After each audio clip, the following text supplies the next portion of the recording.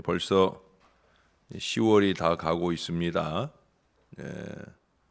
새해가 오려고 하면 이제 2달 남았지만 교회력으로 하면 이제 1달 정도 남았어요. 이제 대림절로부터 우리 교회는 새해가 시작이 되기 때문에 올해의 대림절은 12월 1일부터 시작합니다. 그러니까 11월 말이면 이제 우리의 한 해가 다 마무리되어져 가는 겁니다. 한 달 뒤에는 한 해의 끝이며 또 한 해의 시작이 되는 그런 순간을 우리가 또 맞게 될 것입니다. 우리의 삶은 살아가면서 수없이 많은 시작을 보고 또 끝도 보고 또 끝나는가 싶으면 새로운 시작이 열리는 그러한 삶을 끊임없이 경험하며 살아오고 있습니다. 성탄절이라고 하는 것은 우리 예수님께서 끝을 염두에 두고 시작을 이루신 의미 있는 날이죠. 십자가에 달려 죽으실 끝을 염두에 두시고 이 땅에서의 역사를 시작하신 것이 바로 성탄절입니다. 끝을 준비하면서 시작을 이루셨기에 우리 예수님은 한결같이 우리 하나님의 뜻과 역사를 잘 이루셨던, 그래서 창세기 1장에서 그 이름의 의미를 우리에게 가르쳐 주면서 그 이름 그대로 사시고 완성하셨던 바로 그런 예수님의 생애를 우리가 기억합니다. 그럼에도 불구하고 성경은 역설의 책이라 말할 수가 있겠습니다. 하나님의 인간을 향한 모든 일들이 역설이죠. 그 중에서도 윽듬된 역설을 꼽자고 하면 하나님이신 예수님이 인간이 되셨다 하는 것만큼 큰 역설은 없을 거예요. 이런 역설로부터 시작해서 또 우리 죄인들을 영접하는 이 은혜의 역설, 가장 큰 역설 가운데 또 하나죠. 죄인에게 합당한 대접은 뭐예요? 심판이죠. 근데 성경은 죄인에게 합당한 심판을 말하는 것도 있지만은 그보다 우리 죄인을 영접하여 구원해 주시는 이 은혜의 역사를 가장 우리에게 강조해서 펼쳐주고 있다라고 하는 거예요. 제가 역설의 얘기를 많이 하는 이유는 오늘 본문 안에 6개의 역설을 언급하고 있습니다. 어떻게 6개인지는 이제 차차로 오늘부터 시작해서 다음 주 목요일까지 우리가 이 7장 1절에서 10절 이 말씀을 붙들고 늘어지면서 그 6개의 역설을 함께 생각을 해보려고 합니다. 그래서 이제 끝을 향해 가는 우리가 또 다른 시작을 어떻게 준비해야 될까 하는 좋은 지혜를 이 가운데서 얻을 수 있으리라 보여집니다.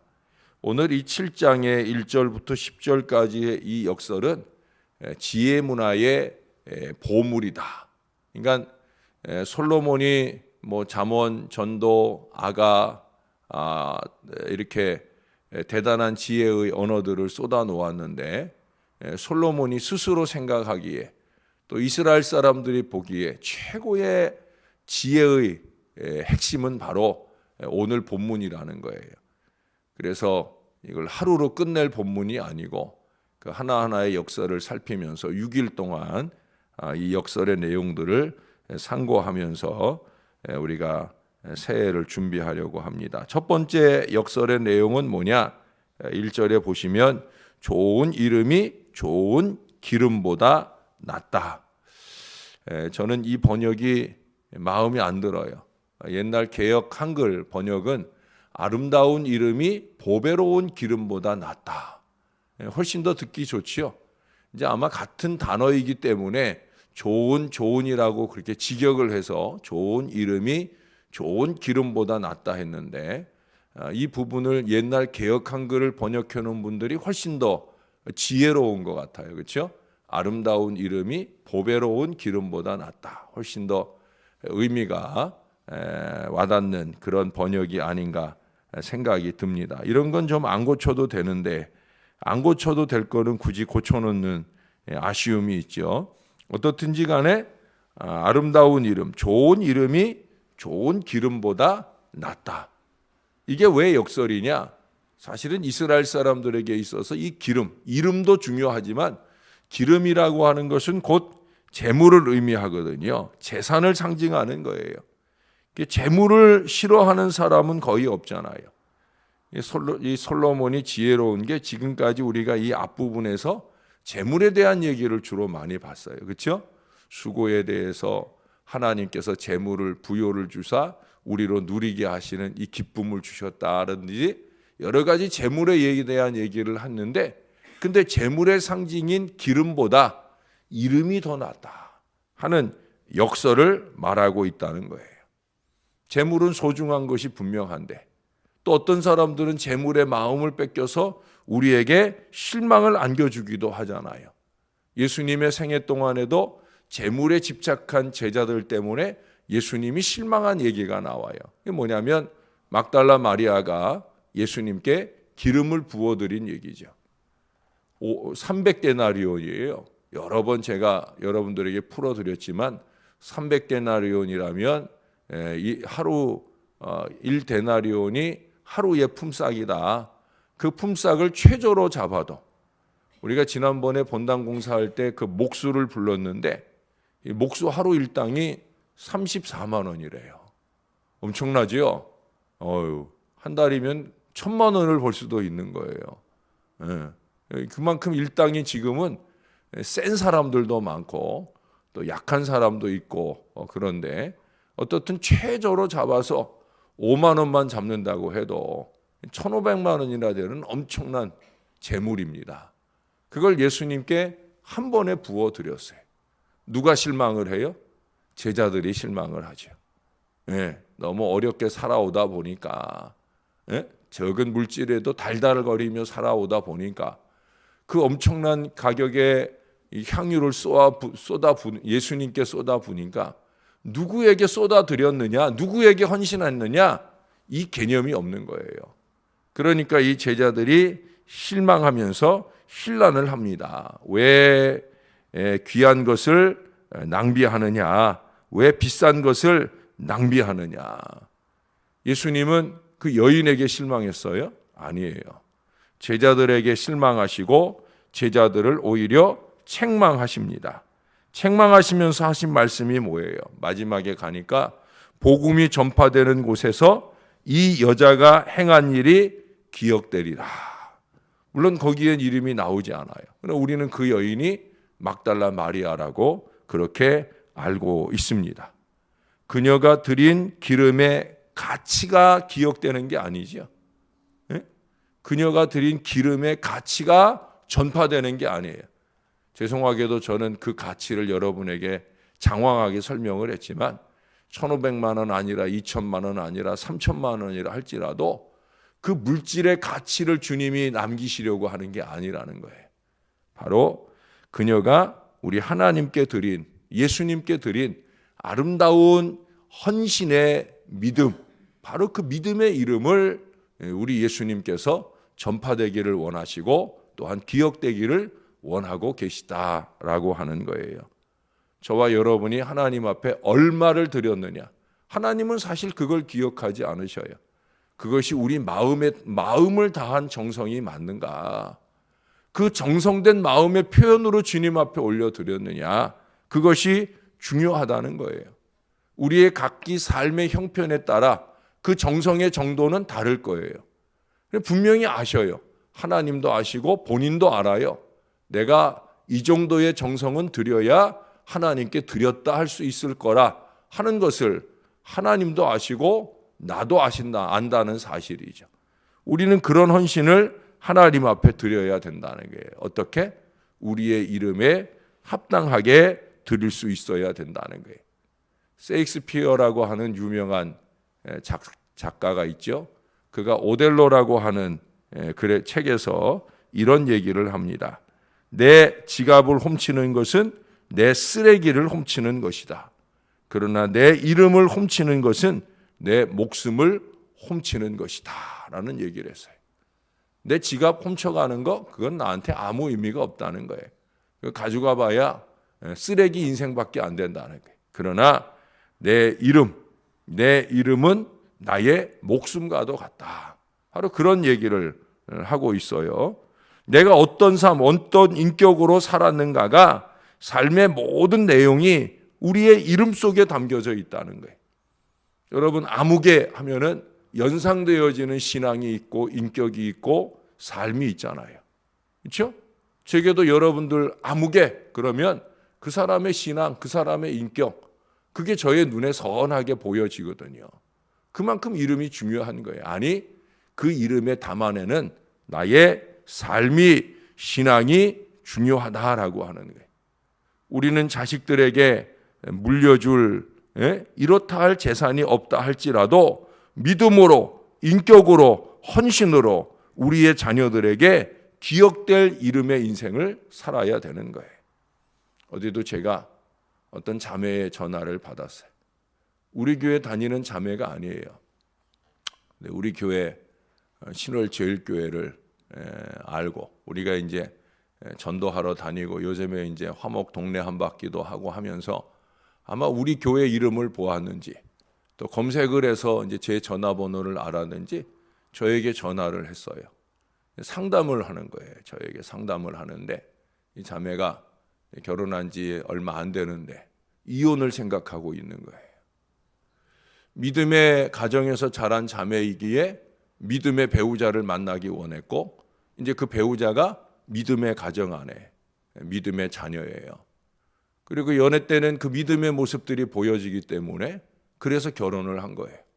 근데 결혼하고 이제 1년도 안 살았는데 믿음이 없더라는 거예요. 남편도 그렇고 또 그 부모들도 그렇고 남편에게 제일 크게 실망한 것은 술만 먹으면 외박을 한다든지 이게 뭐 일반 상식에서도 이해할 수 없는 일들이 믿음의 가정의 자녀에게서 일어나고 더 큰 실망은 뭐냐면 그 부모가 그와 같이 믿음 없는 모습을 보이는 자식에 대하여 아무런 대처가 없다는 거예요. 네가 참아야 된다는 얘기나 하는 것이 전부인. 그러니 이 어린 자매가 자식도 하나 놓아놨는데 그럼에도 불구하고 계속 살아야 될지 말아야 될지 심각하게 고민이 되니까 자기가 섬기는 교회의 목사한테 상담은 못하고 부족한 종에게 상담을 의뢰하는데 제가 어떻게 대답을 해줘야 될런지 그 모양이면 헤어져라 하기도 그렇고 그렇다고 참고 살라고만 하는 것이 진리도 아닌 것 같고 제가 어떻게 말해줄지를 몰라서 그냥 기도해 주는 것으로 제가 하고 싶은 말들을 안겨주었는데 또 그 자매에게도 기도를 해라. 일단은 우리가 피차의 신앙의 가치를 가지고 있는 사람들이니까 기도하면서 하나님이 자매의 마음에 편한 쪽으로 감동하시는 대로 그렇게 결단하고 진행해라 하는 그것이 저의 전부입니다. 문제가 뭐예요? 믿음이라는 것이 허울이라는 거죠. 신앙의 가정이라고 하는 것이 아무 의미도 없는 오히려 그 가운데서 더 큰 불만과 자괴감만 일으키는 어리석음을 우리가 살고 있다는 거예요. 우리에게는 부모님으로부터 물려받은 이 석자의 이름만 있는 것이 아니잖아요. 가정에서 아버지라고 불리는 이름도 있고 어머니라고 불리는 이름도 있어요. 교회 오시면 목사님 하기도 하고 집사님, 권사님 하기도 하고 이런 직분으로 가진 이름도 있어요. 저는 그 모든 이름보다 더 중요한 이름이 뭐라고 그랬어요? 성도라는 이름, 그리스도인이라고 하는 이름이 더 중요하다. 목사답게 사는 것도 중요하고 장로답게 사는 것도 중요하지만 그보다 더 그리스도인답게 살면 그게 목사다운 거예요. 그리스도인답게 살면 그게 장로다운 거고 권사다운 거고 집사다운 거예요. 오늘날은 더더욱 그래요. 제가 아까도 전화 온 얘기 해드린 이유가 그겁니다. 그리고 그리스도인답게 살지 않는 게 문제지요. 그 시댁 부모님들도 아마 교회에서는 분명히 어떤 직분을 맡고 있을 거예요. 그 신랑이 어려서부터 교회를 다녔다고 하니까 아마 수십 년 신앙을 얘기하고 그 신앙에 걸맞는 직분도 있을 거예요. 그럼 뭐 합니까? 가장 최소한의 그리스도인으로서의 신앙적 양심도 모양도 없다고 하면 그것만큼 불행한 일이 없다고 하는 거예요. 여러분, 우리 각자가 이름값을 잘하며 살아야 합니다. 그것이 가정이 아름다워지는 비결이요, 교회가 행복해지는 비결이라는 거예요. 그래야 아름다운 이름이 보배로운 기름보다 나은 이 역설의 삶을 살 수가 있다는 거예요. 전에 어떤 책을 읽다 보니까 어떤 외교관이 모처럼 휴일을 맞았어요. 그래서 이제 오늘 하루 집에서 좀 쉬면서 책이나 좀 읽고 그래야 되겠다라는 생각을 했는데, 자기가 모처럼 쉬는 걸 아니까 아내나 아이들이 막 성화를 하는 거예요. 아빠 놀러가. 그래서 어쩔 수 없이 이제 타협을 해서 가게 된 게 같이 낚시를 갔어요. 하루 종일 애들과 함께 낚시하고 돌아온 이 외교관이 그날 자기의 일기장에 이렇게 썼다는 겁니다. 오늘은 아이들과 노느라 소중한 시간을 낭비하고 말았다. 근데 그 아들은 그 일기장에다가 이렇게 썼다는 거예요. 오늘은 아버지와 함께 낚시를 했다. 내 생에 가장 기쁘고 행복한 날이었다. 아버지와 아들이 느끼는 느낌이 다르죠. 그날 분명히 아들에게서는 아버지라고 하는 그 소중한 이름을 아들은 느꼈을 거라는 거예요. 그런데 안타깝게도 아버지는 아들이라고 하는 나를 힘들게 하는 이름으로 그 아들을 바라보았다는 거죠. 우리가 어떻게 사는 것도 중요하지만 어떻게 바라보고 생각하느냐 하는 것도 중요할 것 같아요. 여러분이 만나는 많은 이름의 사람들, 그들에게 여러분들은 어떻게 다가오고 있습니까? 그분들이 여러분들에게 주는 이름의 의미는 무엇입니까? 사랑하는 여러분, 우리가 좀 더 잘 살아야 할 이유가 분명할 거예요. 왜? 성경은 이름을 아주 중요하게 생각을 해요. 이름을 과소평가하지 않는다는 거예요. 서두에도 말씀드린 것처럼 예수님, 구원자라는 뜻이죠. 예수는 구원자라는 뜻이에요. 예수님처럼 완벽하게 우리가 우리의 이름값을 하며 살기는 어렵죠. 제가 제 이름에 대한 얘기를 해드린 적 있죠. 제 이름은 점장이가 지어준 이름이라고. 발글명 달릴준인데, 그렇게 점장이가 지어준 이름이지만 17년의 세월이 지나고 나서 제가 예수님을 믿게 되면서 저는 이 발글명 달릴준을 빛을 들고 달린다라는 의미로 그렇게 스스로 해석하면서 결국 그 이름대로 하나님이 저를 목사가 되게 하셔서, 그래서 복음의 빛을 들고 달리는 인생을 살게 하셨다라는 말씀을 드렸어요. 여러분의 이름 뜻은 무엇입니까? 부모님이 지어준 이름의 뜻대로 사는 것도 중요하지만 예수 믿는 사람으로서 나는 나의 이름을 어떻게 재해석하고 그 이름에 합당하게 우리 주님처럼 살아갈까 하는 거예요. 창세기 4장과 5장에는 똑같은 이름이 하나 나옵니다. 그 이름이 뭐냐면 에녹이라는 이름이에요. 에녹이라는 말, 그 말 자체의 뜻은 시작한다라는 의미예요. 4장에 나오는 에녹은 누구냐? 가인의 아들이에요. 아마 가인이 이제 에덴 동산을 벗어난 지역에서의 삶을 시작하면서 그가 성을 쌓고 그 성의 이름을 에녹이라고 짓고 자기에게 태어난 아이 이름도 에녹이라고 지어요. 이제 새롭게 죄악된 인생의 시작을 이루는 의미에서 에녹이라 이름 지었을런지 모르겠습니다. 그 이후에 에녹 자손들의 미래는 쟁투하고 싸우고 죄를 짓는 인생의 미래를 살아갑니다. 결국 에녹이라는 시작은 뭐냐? 죄악의 시작이 되는 거죠. 그러나 창세기 5장에 나오는 에녹은 다른 시작을 이루는 걸 봅니다. 여러분 잘 아는 대로 그 에녹은 죽음을 보지 않고 하늘로 들려올림을 받은 승천의 인생으로 우리가 잘 알고 있어요. 에녹을 소개하는 성경의 말씀은 뭡니까? 하나님과 동행하며 살다가. 그의 시작은 동행의 시작이에요. 여러분, 이 동행이라고 하는 것은 길을 같이 간다라고 하는 거예요. 길을 같이 간다라고 하는 것의 신앙적 의미는 하나님의 뜻과 에녹의 뜻이 같다는 거예요. 에녹이 자기 뜻대로 사는 인생을 살았다면 오늘 저와 여러분처럼 우리의 어리석음처럼 우리 뜻대로 사는 인생을 산다고 하면 우리는 하나님과 동행하는 게 아니에요. 여러분, 교회나 나온다고 하나님과 동행하는 게 아니에요. 나를 향하신, 우리를 향하신 하나님의 뜻을 분별하고 그 뜻에 합당하게 우리의 삶을 살아갈 때 그것이 바로 하나님과 동행이라는 거예요. 에녹은 그렇게 하나님과 동행하는 인생을 시작하여 365일을 365년 동안 한결같이 살다가 죽음을 보지 않고 승천하는 은혜를 누리게 되어집니다. 가장 아름다운 이름값으로 하나님께 영광을 돌린 거룩한 아들이라 그렇게 일컬어질 수 있을 거예요. 그래서 성경은 우리에게 역설을 말씀해 주고 있어요. 보배로운 기름보다는 아름다운 이름이 더 낫다.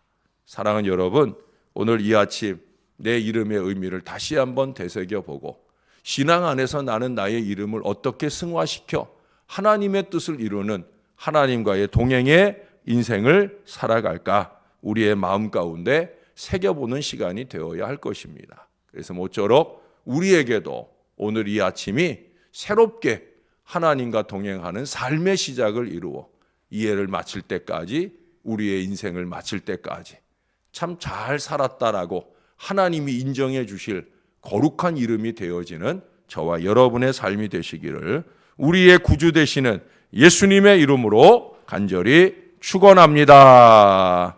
기도하겠습니다. 아버지, 아름다운 이름이 보배로운 기름보다 낫다고 그렇게 오늘 솔로몬을 통해 역설의 지혜를 우리에게 가르쳐 줍니다.